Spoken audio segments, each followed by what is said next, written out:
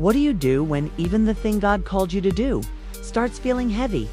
Not because you stopped loving God, not because you stopped caring, not because you want to quit everything, but because your soul feels tired, your mind feels crowded, your body feels drained, and the things that once gave you joy now feel like one more responsibility on a list that never ends. If you have been feeling burnt out, empty, exhausted, or spiritually worn down, I need you to hear this clearly. Burnout does not mean you failed.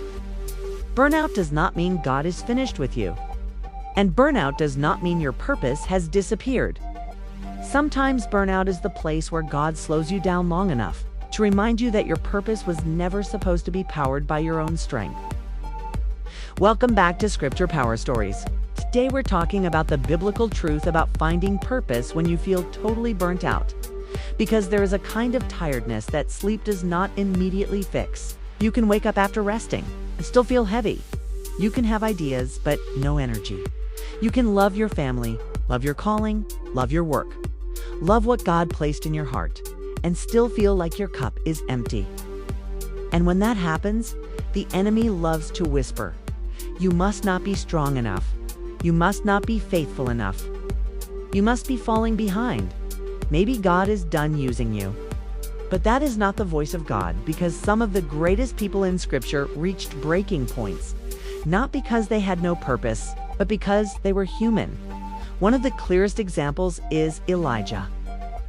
In 1 Kings 19, Elijah had just experienced a powerful victory. God had shown his power in a dramatic way. Elijah had stood boldly. He had obeyed God. He had confronted evil. From the outside, it looked like Elijah should have been full of strength, faith, and confidence. But right after that victory, Elijah became afraid. He ran. He isolated himself, and he sat down under a broom tree. Then he prayed something painfully honest. He asked God to take his life. Think about that. This was not a man with no calling. This was not a man God had abandoned. This was a prophet of God, sitting under a tree, completely overwhelmed. And what I love about this moment is how God responded. God did not start with a lecture. God did not say, "Elijah, you should know better." God did not shame him for being tired. God did not rush him back into productivity. God sent an angel. The angel gave him food. Then Elijah rested. Then the angel came again and gave him more food.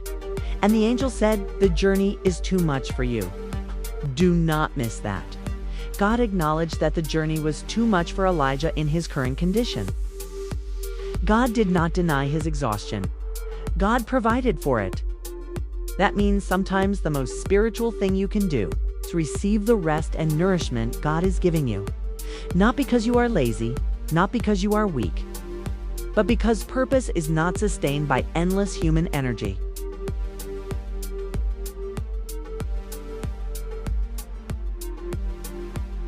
We confuse purpose with constant productivity.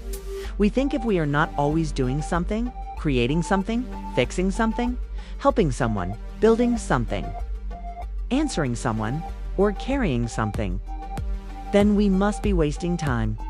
But biblical purpose is not the same as performance. Performance says, "I have to keep proving I matter." Purpose says, "I belong to God before I produce anything." Performance says, "If I stop, I will fall behind." Purpose says, "If God tells me to rest, rest is obedience too." This is the lesson we also see in the story of Mary and Martha. Martha was busy serving, and what she was doing was not evil. She was preparing, helping, working, trying to make sure everything was handled. But the problem was not just that Martha was busy. The problem was that she became anxious, distracted, and overwhelmed. Mary sat at the feet of Jesus and listened. And Jesus said Mary had chosen what was better. That does not mean serving is wrong. It means doing for God can never replace being with God. Your first purpose is not to perform for God. Your first purpose is to be with God. And if you are burnt out right now, here is a hard but healing question. Where have you been performing instead of serving from a place of rest? Is it in your family, your work, your content, your ministry, your business, your relationships, your responsibilities? Have you been saying yes because God led you? Or because guilt pressured you? Have you been pushing because grace is carrying you? Or because fear is chasing you? Have you been showing up from obedience? Or from the pressure to prove you are still useful? Because burnout often reveals the places where we started carrying what God never asked us to carry. And when Elijah finally reached the mountain of God, the Lord showed him something powerful. There was a great wind, but God was not in the wind. There was an earthquake, but God was not in the earthquake. There was a fire, but God was not in the fire. And after the fire came a gentle whisper that matters. Because when you are burnt out, your mind often wants something loud, a big sign, a fast answer, a dramatic breakthrough, a clear instruction that fixes everything immediately.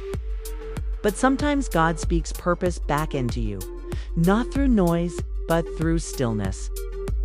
Purpose is often recovered in the quiet, not in the pressure, not in the panic, not in the endless to-do list, but in the place where your soul finally gets still enough to hear God again.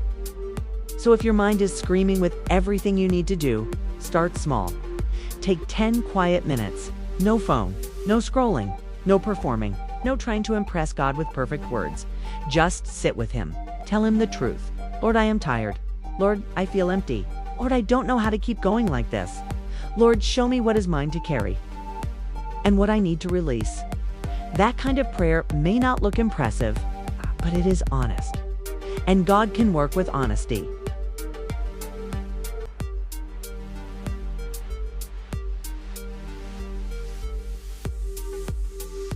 You are not done. You are in a season where God may be growing something deeper than what people can see. And if you are serious about rebuilding your faith from a place of rest, subscribe to Scripture Power Stories. Now let's go deeper. Here are 3 steps to begin finding purpose again when you feel burnt out. Step 1, stop calling exhaustion failure. You are not a machine, you are a person. Even Elijah needed food and rest before he could keep moving. If God did not shame Elijah for needing restoration, do not shame yourself for needing it either.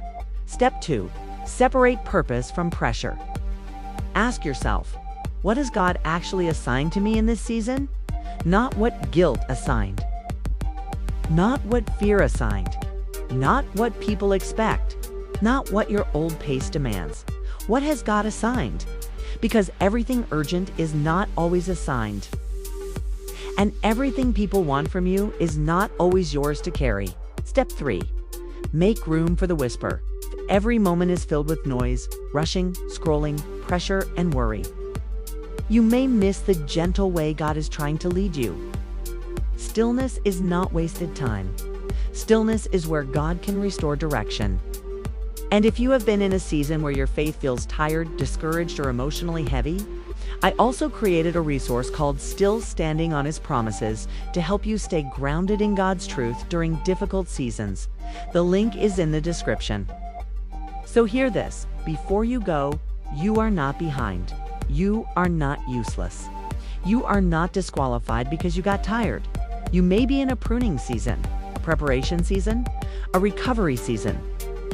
And sometimes God restores purpose by first restoring the person carrying it. The same God who met Elijah under the broom tree can meet you in your exhaustion. The same God who fed him before, sending him forward, can strengthen you before your next step. And the same God who spoke in a gentle whisper can still speak to you right where you are. Rest is not the end of your purpose, sometimes. Rest is where purpose starts breathing again. If this message helped you, subscribe to Scripture Power Stories.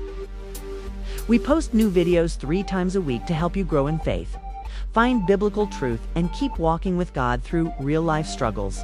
And remember, your burnout is not bigger than God's ability to restore you. Your story is not over. God is still working. See you next time. Stay connected.